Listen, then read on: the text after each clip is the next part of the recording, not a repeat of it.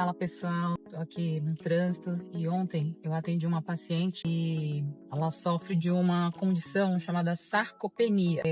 Para quem não sabe, a sarcopenia é aquela pessoa que tem um índice de massa magra abaixo da normalidade, né? E isso pode ter muitas causas, né?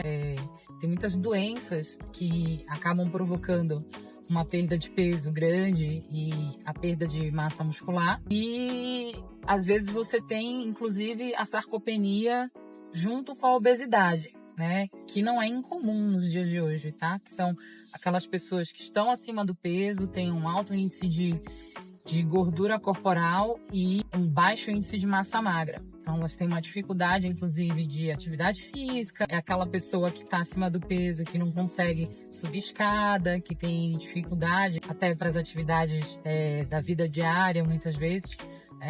Fica mais difícil até para sustentar o próprio peso do corpo, para levantar, para sentar, para agachar, enfim.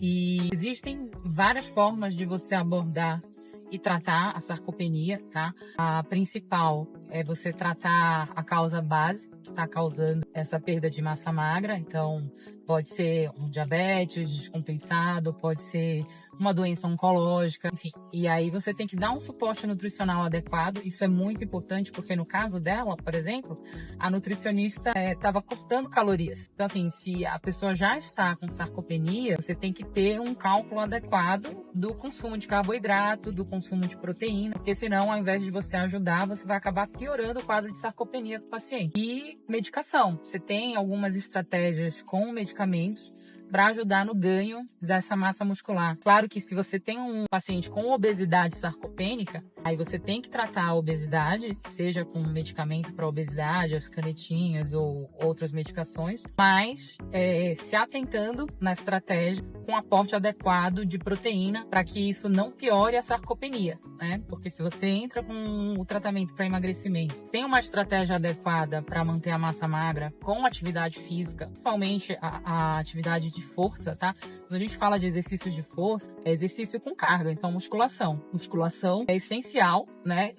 Para você conseguir ganho de massa magra, principalmente nesses casos de sarcopenia. Se o paciente estiver muito debilitado, aí o ideal é que você tenha o educador físico, né, o personal trainer, para uma orientação específica, que ele consiga aos poucos ir saindo dessa condição de sarcopenia, para depois ele conseguir fazer a atividade não necessariamente com o personal ou com uma orientação mais particular, né? É isso.